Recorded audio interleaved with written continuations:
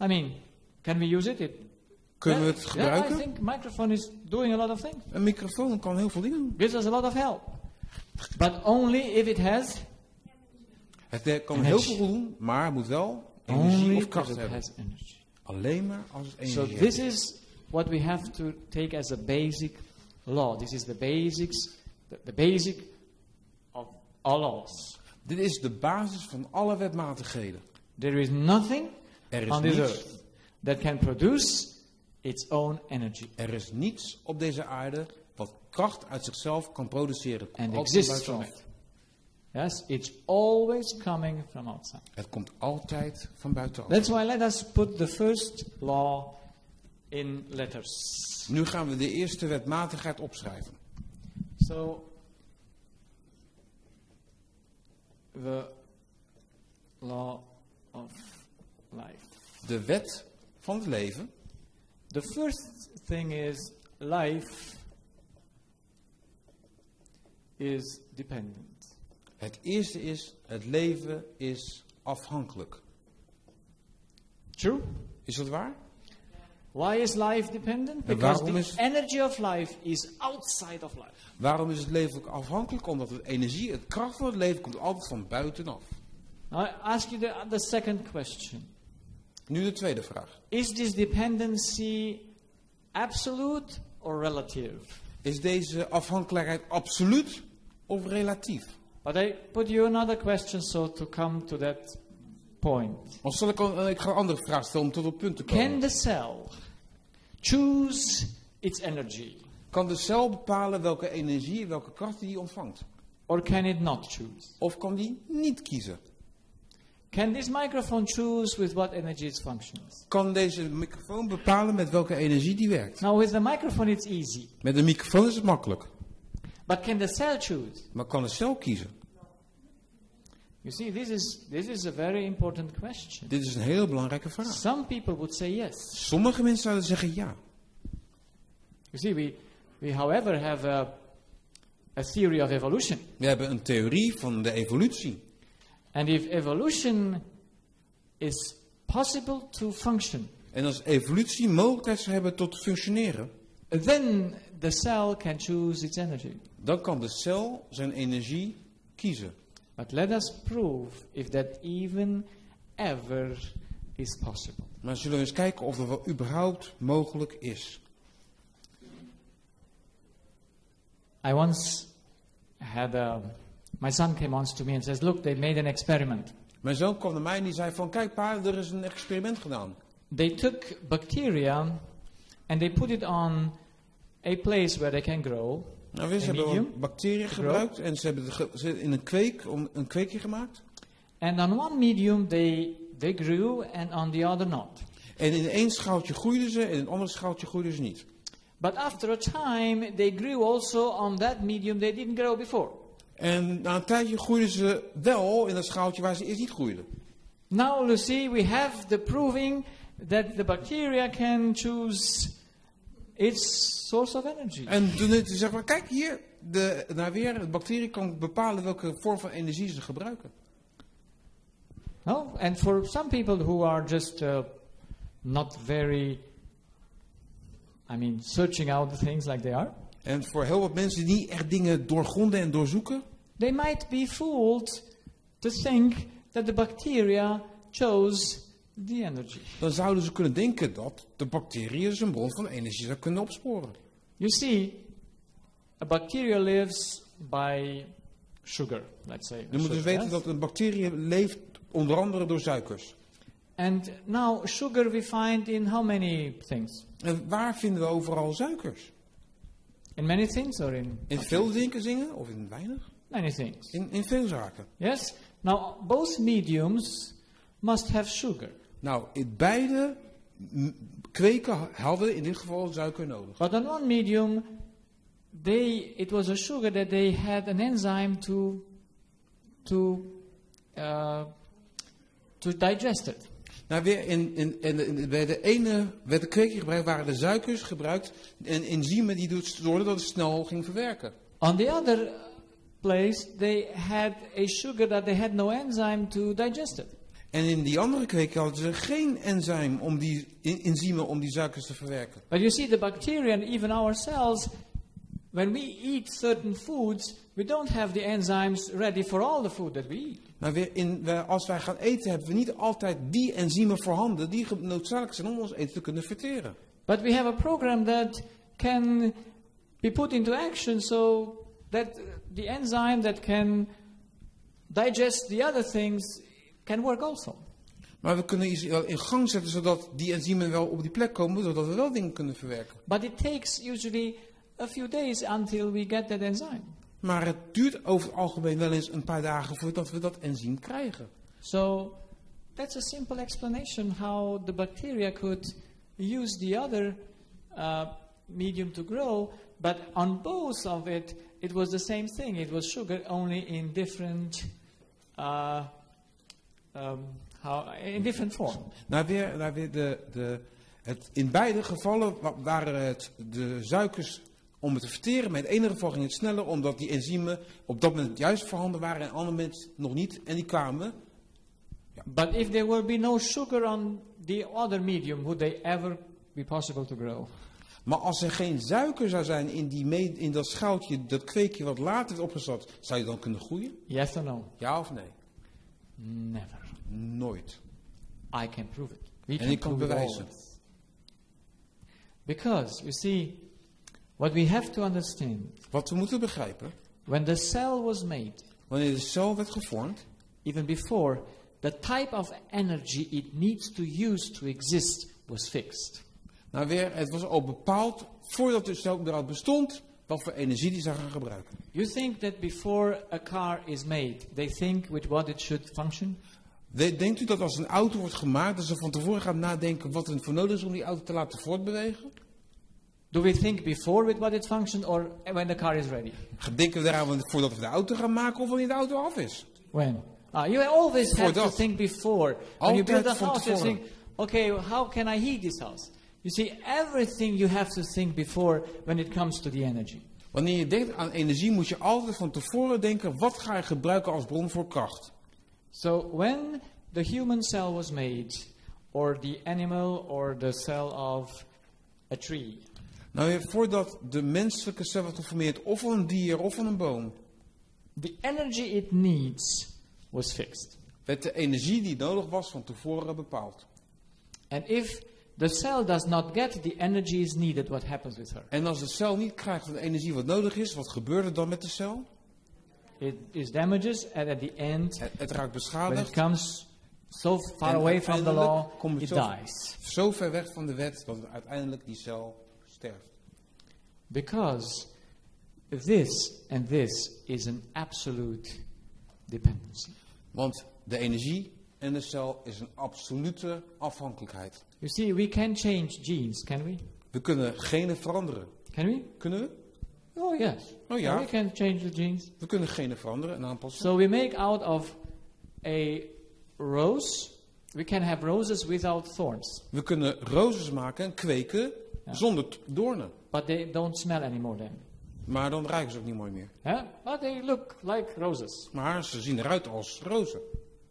But do we need to give to the rose without thorns the same thing to eat that it might grow, or another one? Geven we aan rozen zonder doornen hetzelfde als aan rozen met doornen? Om ze te laten groeien? The same food or another food? Dezelfde bron van voedsel voor die roos of een andere? You see, it must be the same. Het moet altijd hetzelfde zijn. Even though we change the genes in the cell. Ook al wanneer we de genen in een cel aanpassen. What it needs to live is never changeable. Wat het nodig heeft om te leven kan nooit veranderd worden. Nooit. If any time on this earth someone would come to prove that a cell can be changed and she can choose even one type of energy. Als er ooit iemand zou beweren dat er een cel zelfs een bron van kracht zou kunnen uitkiezen. That gives her life. Dat daar een bron van leven zou uit kunnen ontstaan. then I would start to think about evolution theory. Dan op dat moment zou ik gaan denken aan de theorie van evolutie. But as long as no one can prove me that, Maar zolang niemand mij dat kan bewijzen, for me the theory of evolution is disqualified because it is non-existent. It is not possible. Like it's not possible that this microphone ever can produce its own energy. daarom kan ik de theorie van evolutie gemakkelijk weerleggen. Want net als een microfoon niet zijn eigen bron van energie kan bepalen, zo kan het ook niet in de natuur. It cannot even choose with what energy it functions. Zo'n microfoon kan niet bepalen met welke energiebron die gebruikt. A human cell will never be able to function without oxygen. Een menselijke cel kan nooit werken zonder zuurstof. Agree or not? Ja of nee? Can we prove it? Kunnen we het bewijzen? We can prove it always. We kunnen het altijd bewijzen. And we can make, give him instead of oxygen, nitrogen or whatever. Laten we eens geven koolstof? Stikstof. Will the cell recognize that as that power that it needs? Zal de cel herkennen als die kracht die het nodig heeft? Yes or no? Ja of nee? Of course not. Tuurlijk niet. Will we ever be able to grow a tree with oxygen? Zullen we ooit een boom kunnen groeien zonder zuurstof? No. Nee.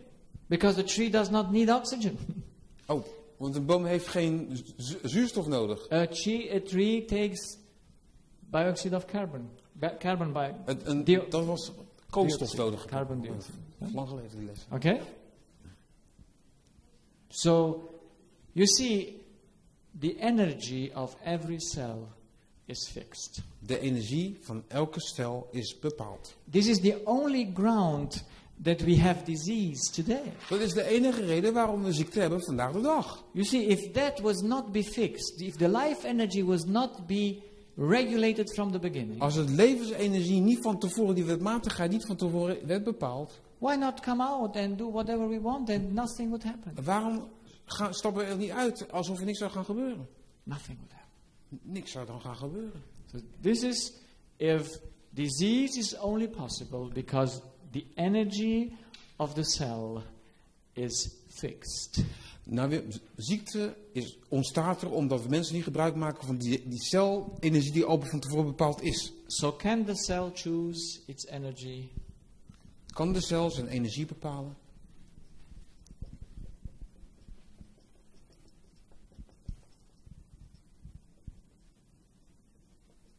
One or two? Two. Choose.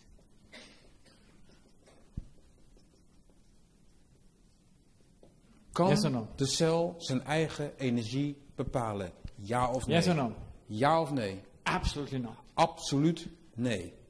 If someone comes to prove me that, Als iemand mij dat kan bewijzen, then I change my mind. dan ga ik mijn gedachten veranderen. But there is no one that can stand up here. Maar er is niemand die hier op kan staan en zou Or zeggen, nowhere on this earth of nergens hier op deze that can aardbol, prove the opposite. die iets anders zou kunnen But I can beweren. prove it always that is fixed. Ik kan altijd bewijzen dat dit van tevoren bepaald is. You see, since a few years I go every day in nature every morning. Nou, weer al sinds de laatste paar jaar ga ik elke dag er naartoe gaan. And I observed how the corn is growing. The corn fruit, Nou weer hoe de mais groeit in het veld. Have you ever seen how corn is growing in the shadow of a tree? Heeft u wel eens gezien dat het mais groeit in de schaduw van een boom? How it's growing the corn in the shadow of a tree? Hoe de mais groeit in de schaduw van een boom? High or not so high? Hoog That's of right. niet zo hoog? If you have a few trees on the edge of a mice corn, you will see where the shadow comes, the mice corn makes waves. Nou, weer als je een paar bomen hebt aan de hand van een maisveld, dan zie je als het ware golven waar de schaduw is van de boom. Why? Waarom?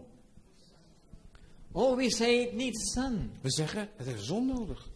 Might be the sun. Het But interestingly enough, in that cell, in that germ, it is not written only that it needs sun, it is also written how much sun it needs to grow maximum. Nou, weer in de cel is niet alleen maar verteld dat het zon nodig heeft, het is ook verteld in de cel hoeveel zon het nodig heeft. So we can not only choose the energy, but we have also the amount of energy is fixed. Het is niet alleen maar de bron van kracht, het is ook de mate waarin die kracht wordt voorzien die belangrijk is. That's why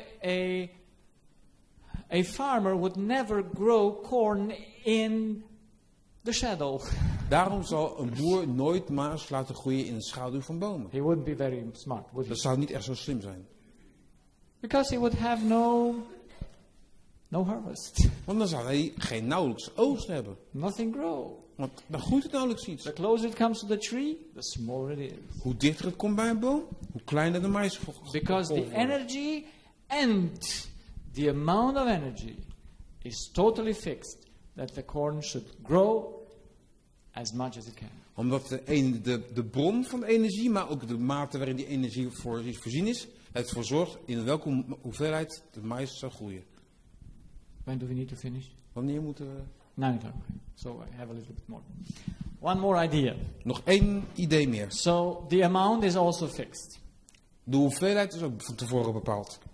But now I have another question. Ik heb een andere vraag. And it's also a very basic one. If you have understood the first, you will answer right the second. Nou, weer, als je de eerste hebt begrepen, dan kun je meteen het antwoord geven op de tweede stelling. You see, usually all laws functions. If you have one ground law, then you can calculate everything else from that ground level of laws. Als je één basisregel hebt, dan kan je alle andere wetten als het ware als bouwstenen bovenop die wet leggen. The question is, can the cell damage itself? Kan de cel zichzelf beschadigen? Yes or no? Ja of nee? Kan de cel zichzelf beschadigen? Ja of nee? Now you see, if you say yes, Als u zegt ja, you have not understood the impact of the first thing. dan heb je niet de impact And begrepen you van de say eerste yes stelling. only from the experience and the information you have from the past. En je zegt alleen maar ja uit de ervaringen die u heeft uit het verleden. And usually this is the way how we think. We are not very practical thinkers. Dit is de manier hoe we denken en we zijn niet echt praktische denkers tegenwoordig. But if you say yes, Maar als u zou and zeggen we are ja, taught to think it is yes, that's why I put the en als question. we hebben geleerd om ja te zeggen tegen dit soort vragen, Then tell me how. vertel me dan eens hoe. Please. Vertel. Ik denk aan Yes, we think kankercellen. of cancer cells. We think cancer cells damage themselves. We denken dat kankercellen zichzelf vernietigen. You see, this is where we have to bring our information down to the law. Daarom moeten we met onze informatie teruggaan naar die basiswet. The only security is the law. De enige zekerheid die we hebben is die ene wet. If we say that it is a law that energy is always outside, Als we zeggen dat de kracht altijd van buiten afkomt, then what energy shall the cell kill itself? dus met welke energie zal de cel zichzelf beschadigen?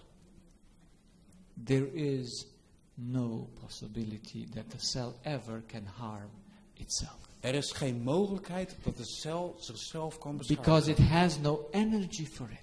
Want het heeft geen energie, geen kracht ervoor. You see, can this microphone damage itself? Kan deze microfoon zichzelf beschadigen? Yes or no? Ja of nee?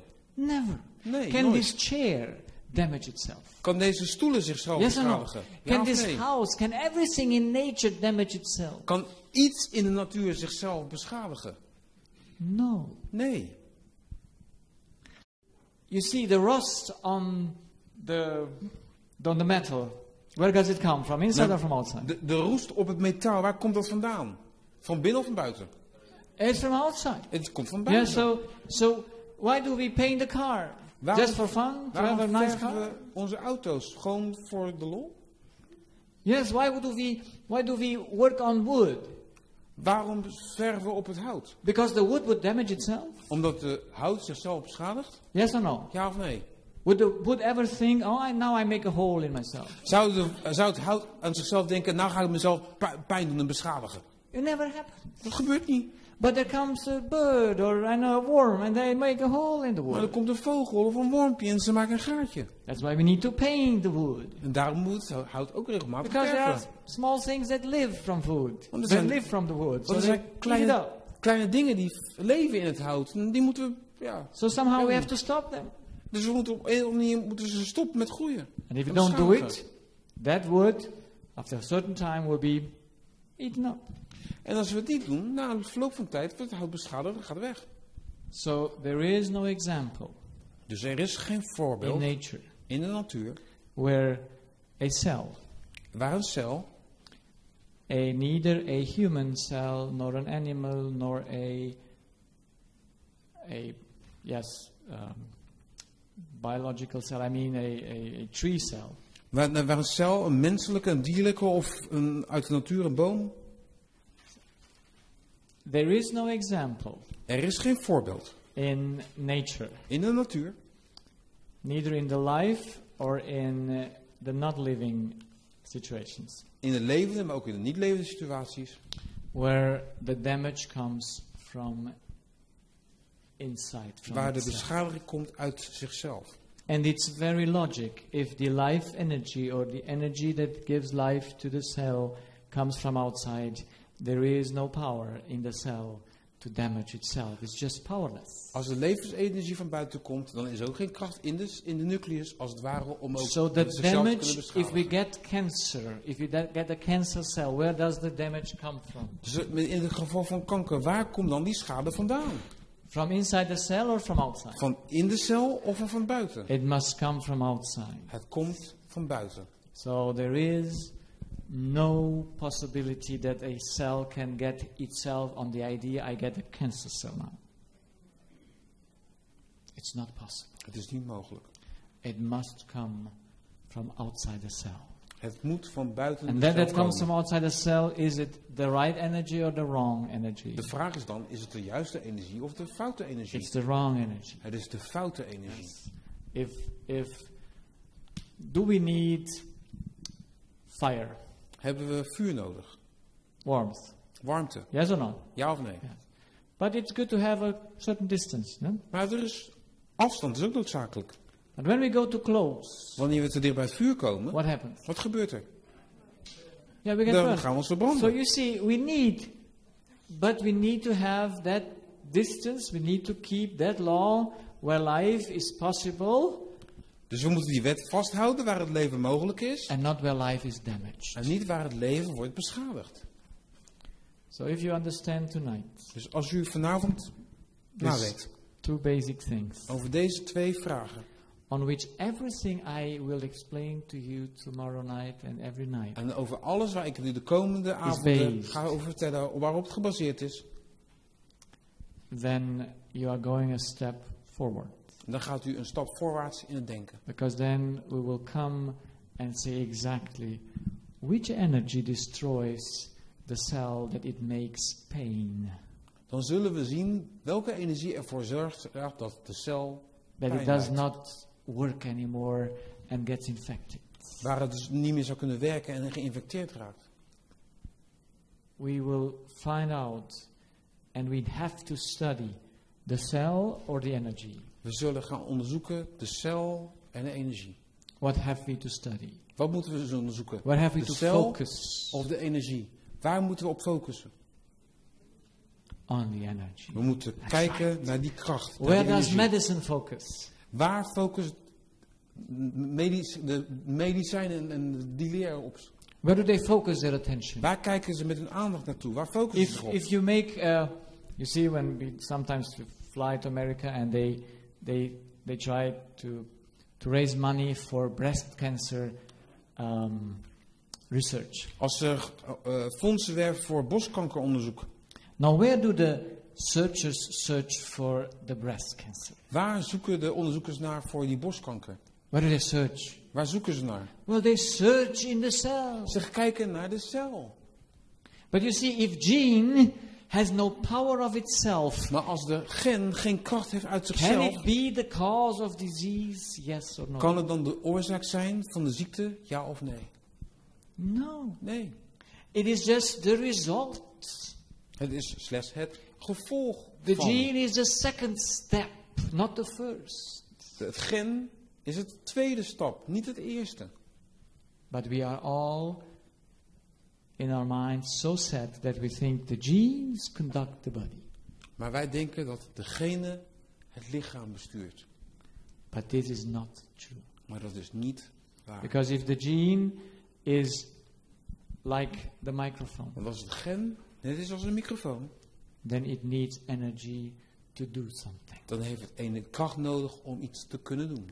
And if it does cancer, En als het als het ware kanker doet, makes cancer, als het kanker maakt, then the cause must be outside the gene. dan moet de oorzaak uit het gen liggen, buiten So het we gen can liggen. study the cell for 1,000 years from now. We kunnen de cellen en de genen voor duizenden jaren bestuderen. And we will never find the cause in it. En we zullen nooit de oorzaak voor vinden. Because it will only show us the result. We zullen ons alleen maar de oorzaak vinden. We gevolg always vinden. show us the result, Het zal ons het gevolg laten zien, not the cause. maar niet het oorzaak. So I focus Dus daarom focus ik mij. on what do we as a body and a human being need. Dan focus ik ook op wat hebben we ons lichaam, wat hebben we als mensen nodig. So we must understand what do our cells need as life energy. En daarom vragen we ons, wat heeft onze cellen nodig als levensenergie? Do you think you know it? Denkt u dat u het weet? Do you think you know it? De vraag aan u is, denkt u dat u het weet? Say yes. Zeg dan een ja. So let's do a homework. Laten we dan eens huiswerk doen. Is that good, homework? Is dat mooi, huiswerk? Let's think for tomorrow night. Laten we denken voor morgenavond. Come up with a list Kom met een lijstje that will show what our cells need as life-giving energy. waar we opschrijven wat hebben ons lichaam nodig als levensenergie. Dat is dus huiswerk voor morgenavond. Only our human cells. Alleen maar voor onze menselijke cellen. And then we will put a list here. En dan maken we morgenavond een lijstje. And go through the list to see if it is right or not.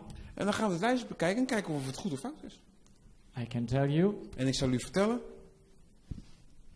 a clue. ik zal u een tipje van de sluier oplichten. There are only 7. Er zijn er alleen maar 7. There are only 7. Now Er zijn search er them alleen out maar 7. and bring it up. So it's not many. So even a child, you know. Nou, You can u kunt count erover yourself. nadenken en u telt tot 7. So it's not the big scientific thing to know the energy. Het is niet een groot wetenschappelijk verhaal om de energie te kennen. It must be simple. Het moet heel erg simpel zijn. You see, life is very complicated. The cell is so complicated, none of us know how the cell functions, you know De that? cel is zo gecompliceerd, niemand weet hoe de cel werkt. We know a little bit, but what we know is not sufficient to explain even the functioning of one cell. Nou weer, het is zo gecompliceerd, we weten een klein beetje, maar er is zoveel dat we niet alles kunnen vertellen over hoe slechts één cel werkt. Now then, how can we explain this human being that has only in the brain 100 billion cells? Hoe kunnen we dan de hersenen verklaren die 100 biljoenen cellen hebben? How can we do that? Hoe kunnen we dat doen? That goes beyond our mind, Dat gaat voor ons verstand te boven. our understanding. But that we don't really need to know. Maar dat moeten we niet weten. Because it's not decisive or it's not very important for our life. Dat is niet zeer belangrijk voor ons leven. What we need to know to be healthy Wat we moeten weten wat gezond is, and to live is what we need. And that are only 7. is wat we moeten hebben. En dat zijn slechts 7 zaken. You know, Weet u? do the birds live? Leven de vogels? Leven Yes. ze? Ja? Are they very complicated? Zijn ze heel erg gecompliceerd?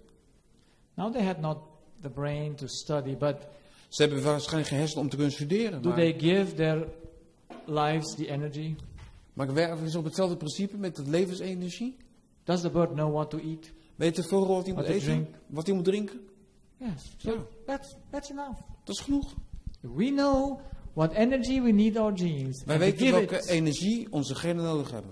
We don't need to study deep things. We moeten niet deze dingen bestuderen We will be healthy and we will be om gezond te able zijn.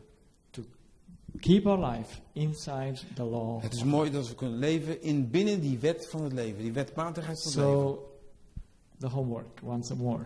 Nogmaals, het huiswerk voor morgenavond. Write down Schrijf op the 7 things. 7 dingen, Say 7 life energies de 7 levensenergieën. on it, and then tomorrow we will go into them and work En on it. morgen gaan we die lijst met elkaar doornemen en dan gaan we bestuderen. I thank you for coming tonight. Ik dank u voor uw aanwezigheid. I hope your brain is working now. Ik until hoop dat tomorrow. uw hersenen nu aan het werken zijn. And please feel free to ask me questions. En wees vrij om vragen te stellen. Be free to contradict, Wees vrij om tegenstellingen op te werpen. because I live. I can.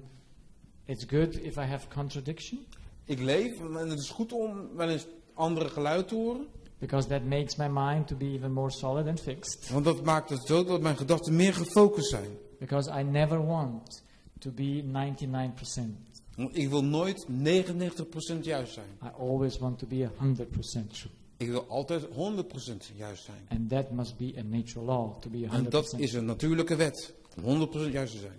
And on that we can all agree on. En op basis daarvan kunnen we allemaal overeenstemming We don't vinden. need to fight. We hoeven niet te vechten. Say, oh, that's my idea and that's your idea. Dat is jouw idee en dat is mijn idee. Where there is a law, Als er een wet is, all ideas disappear. dan verdwijnen alle ideeën. All personal thinkings disappear because the law fixes everything. Alle persoonlijke opvattingen verdwijnen omdat de wet alles oplost. That's why if you find a law, contradict it. Dus als er een wetmatigheid is en je hebt een tegenstelling, kom mee op. And now I give the word to. Ik geef het microfoon weer aan. Thank you. That was... Oh, sorry. Ja, in Nederlands. Zeer interessant, of niet?